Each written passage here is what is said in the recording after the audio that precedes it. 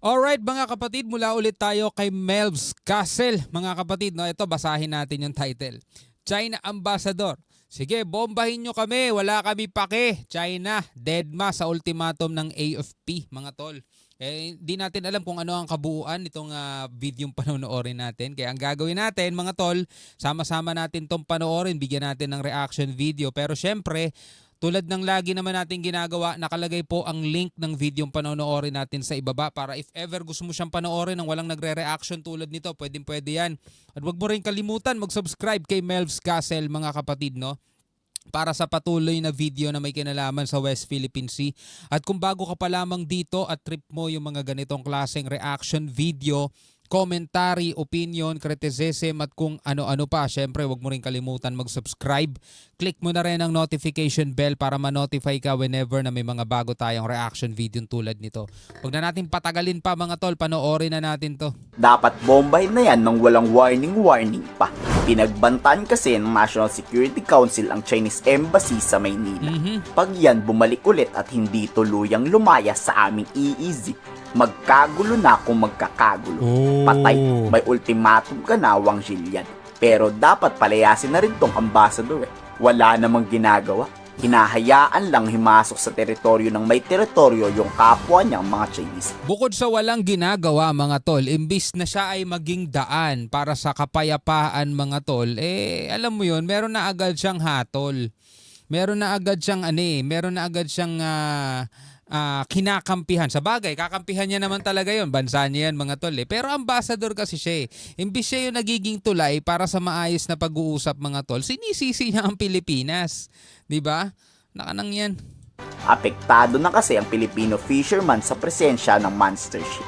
Lahat kasi nagsisilayuan pag andyan ng monster ship, hindi na makapangisda ng maayos. Dapat yan ang nakikita mga tol ng mga mambabatas natin Paulit-ulit na lang yan pero tila ba wala silang pakialam 'Di ba? Nakikita dapat nila yan mga tol. Dapat yung simpatya nila bilang mga mambabatas gumawa ng batas, 'di ba? At magpairal ng batas at kung maaari mga tol, total sila naman ang humahawak ng budget. 'Di ba? Dagdagan nila yung budget para sa ating sandatahan para alam mo 'yun, mas lalong maipaglaban, mas lalong maprotektahan ng ating sandatahan yung ating interes. Hindi yung tipong banat sila ng banat sa mga kapwa politiko nila, 'di ba? Tapos kapag pumapasok yung mga bansang gustong tulungan tayo, doon pa sila nagagalit, no? Hindi mo rin maintindihan sa mga yan In fact, we're challenging them every single day. Right now, we have 2 Philippine Coast Guard vessels shadowing them, closely monitoring them. We have sent assets also from the armed forces and from the Philippine Coast Guard aerial assets to continue monitoring them. And our maritime domain awareness has been focused specifically on the illegal presence of the Chinese Coast Guard vessel. Now, as to what future steps we are to undertake, the National Maritime Council already called for the withdrawal of this monster ship from Philippine waters. Yun ang panawagan natin sa kanila Panawagan ng Pilipinas sa China. 'Di ba? I-atras nyo na yung barko ninyo. 'Di ba? Para naman sa kapayapaan 'to Irespeto nyo naman kami, mga Pilipino. Irespeto nyo naman ng Pilipinas kasi kahit nasa elementary mo itanong 'di ba? Parang kaanuhan na talaga yun, kasakiman na yun. Biruin mo mga tol, mula sa bansa nila, umabot sila 60 nautical miles mula sa dalampasigan ng Pilipinas. Mga tol, ganun na sila kalapit sa atin. Sasabihin pa rin nila, teritoryo pa rin nila yun. Grabe naman yun mga tol, anong tinira na nila sa atin? 'Di ba? Kumbaga, nahiya pa silang sabihin, oy Pilipinas, wala kayong dagat, wag kayong wala kayong West Philippine Sea, amin yan. 'Di ba? Konti na lang mga tol pati bansa natin kanila 'Di ba? Kaya ang saya-saya nila nung muntika na tayo maging province ng China Grabe naman kasi mga tol yung katigasan ng mukha nun. Biruin mo 60 umabot pa nga minsan ng 54 nautical miles mga tol ang nilalapit ng China dito sa ating bansa. Kaya nga etong mga barko natin mga tol, 2 linggo mahigit na nagbabantay at patuloy na binubuntutan itong China Pinapalayas sila 'Di ba? Ayun, pakiusap natin sa kanila kung gusto ninyo talaga ng kapayapaan at walang mangyaring tensyon at sigalot. Paatrasin niyo yung barko niyo. Alangan nang kami umatras. 'Di ba? ano naman mga tol, common sense naman, 'di ba? Napakalapit na nila sa atin, tayo pa ba aatras? Syempre kikilos na tayo para palayuin sila. Ang gusto pa ata nila tayo yung mag-withdraw eh. The NMC issued a statement yesterday asking the Chinese government to withdraw this sponsorship because it is clearly an it's an illegal presence in our waters. Sinusubukan nata ng China yung Maritime Zone Act natin kung gaano ka talaga katatag eh. No? Kasi 'di ba, meron na tayong Maritime Zone Act, no? Archipelagic Sea Lane, mga tol. Sinusubukan nata nila, talaga bang matibay 'yan? Ha? Talaga bang matibay 'yan? Nanunubok mga tol eh. No? But insofar as the objective of this presence, which is to intimidate our fishermen and intimidate us, no? We can clearly state that the intimidation tactics are not successful and that we remain resolved, no? To support our Filipino fishermen, and we will not stop challenging their presence within Philippine waters. Huwag nyo Dapat lang talaga, wag niyong tigilan, 'di ba? At tayo naman mga Pilipino, mga tol, at ayon nga sa survey mga kapatid, mas marami ng Pilipinong nakakaalam ngayon, aware sa mga nangyayari dito sa West Philippine Sea. Tama yan. And good job dahil nga sa ginagawang effort ng ating PCG na ma-expose, 'di ba, yung ginagawa ng China. Hindi lang tayo mga Pilipino nakakaalam niyan, mga tol. Maging international community, maging buong mundo. No, siguro yun na lang talaga yung pinakapanlaban natin. Yung tipong magkaroon tayo ng kasamang umusig sa kanila. Kung talagang tinatablan sila nun. nyo na kasing pagbantaan pa yung China. Mag-warning shot kayo agad. Magpaputok kayo. Pag hindi pa din umalis, birahin nyo na talaga. Hindi pwede yun.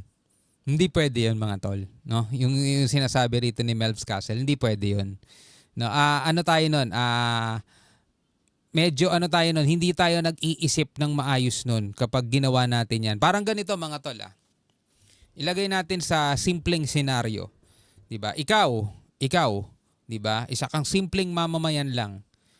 'Di ba? Tapos meron sa iyong nambubulas, kada dumadaan ka sa kantong 'yan, merong siga. Alam mo na, siga, mga kapatid, no? Marami ng binira, marami ng ginulpe.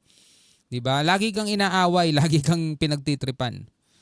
Pag 'yon pinalagan mo, binigwasan mo, kaya sinuntok mo, mga tol, mas lalo kang mapapahamak, malamang hindi ka na makauwi pa ng matino. Baka kung ano na mangyari sa'yo. Ganun, mga tol, yung posibleng mangyari.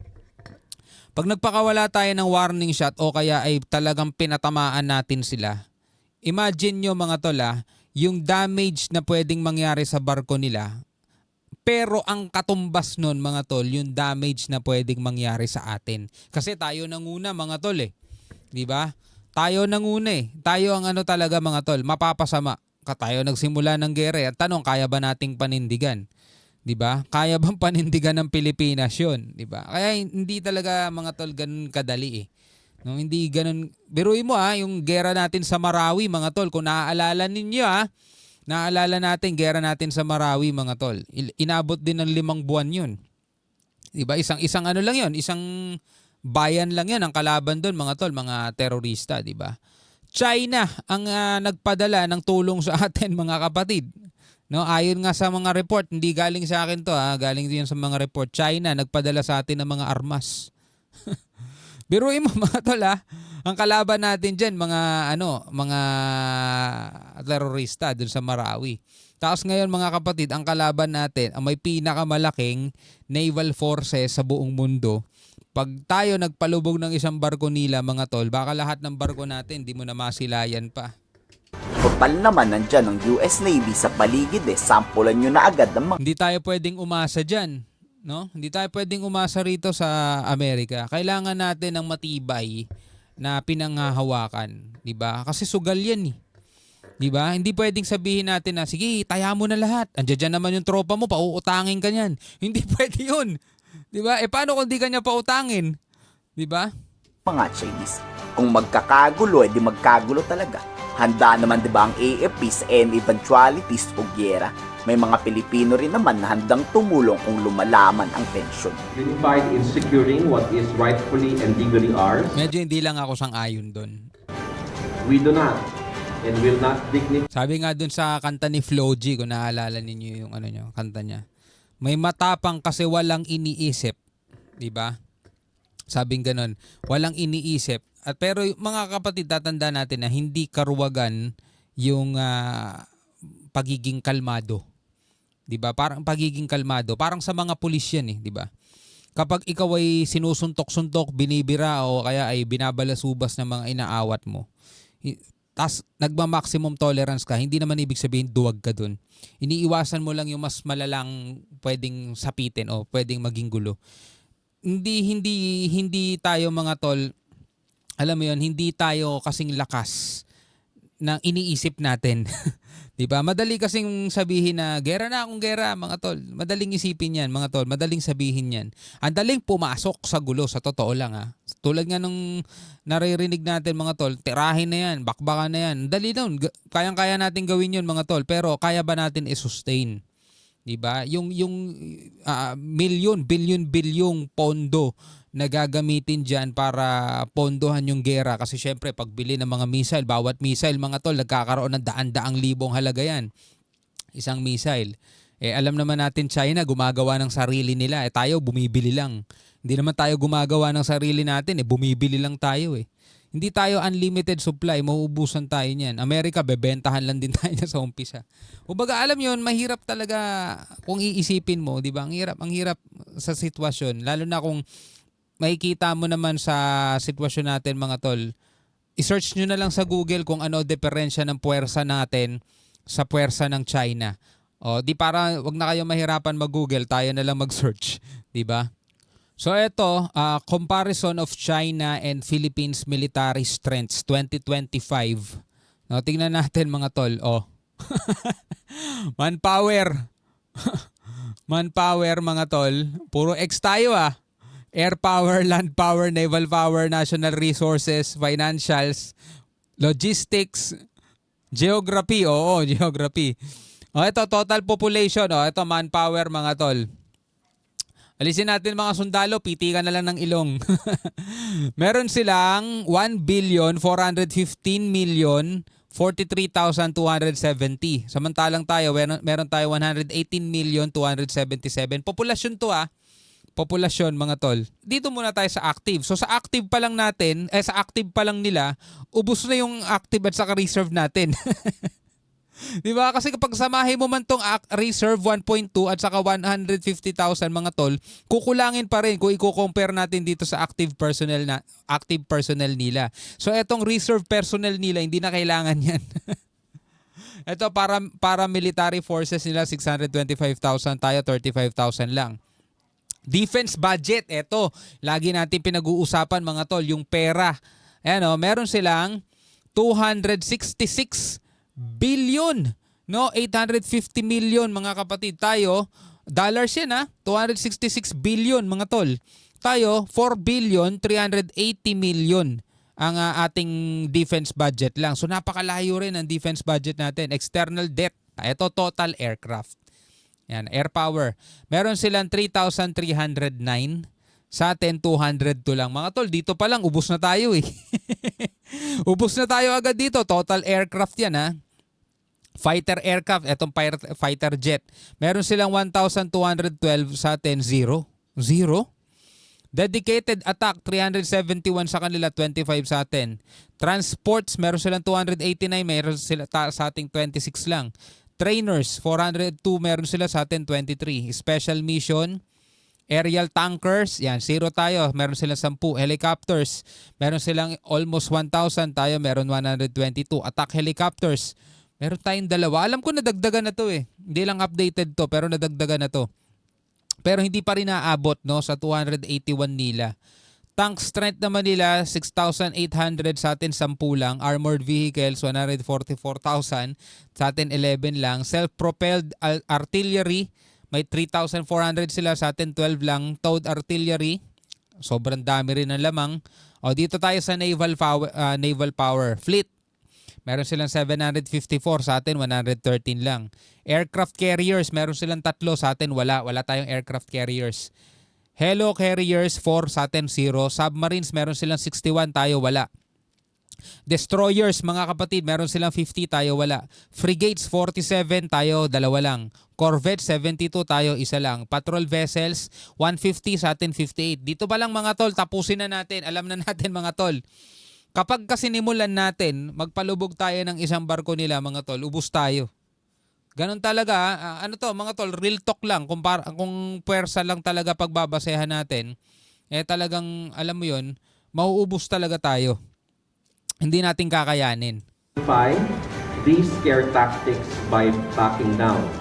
Kaya ang kailangan natin gawin mga tol talaga is igiit natin yung ating karapatan sa mapayapang paraan sa ngayon mga tol. Pero wag nating aalisin yung presensya natin. Kailangan natin yun.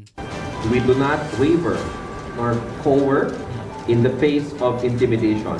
But lately, we were surprised about the increasing aggression being shown by the People's Republic of China in deploying the monster ship. The presence of the monster ship in our waters is illegal and inconsistent with the exercise of freedom of navigation and innocent passage. It is clearly a provocative act. It is also a clear attempt to intimidate our fishermen and deprive them of their legitimate livelihood. Dapat dyan wag Philippine Coast Guard na barko ang ipangtataboy. Dapat yung BRP o Jose Rizal na kargado ng missile. Tapos paputukan nyo agad pero wag nyo munang patamain. Kung hindi pa din aalis, tirahin nyo na agad. Dapat mas matapang kasi tayo kaysa sa mga Chinese. Wala tayo dyan. Pag ganyan ang mentalidad, pag ganyan ang ginawa natin, talagang malamang, alam mo yun, ewan ko kung ano sasapitin nating lahat. Anyway, mga kapatid, yun ay opinion ko lang naman. No? Yun ay ating, alam mo yun, bilang isang Pilipino na nakikita rin naman kung anong meron tayo. Tulad ng mga pinakita natin kanina sa comparison, mga tol. No? Anyway, bilang isang Pilipino, ano masasabi mo dyan? Comment ka na lamang sa ibaba. Hanggang sa muli, ako nga pala si Shobaldi. Peace out.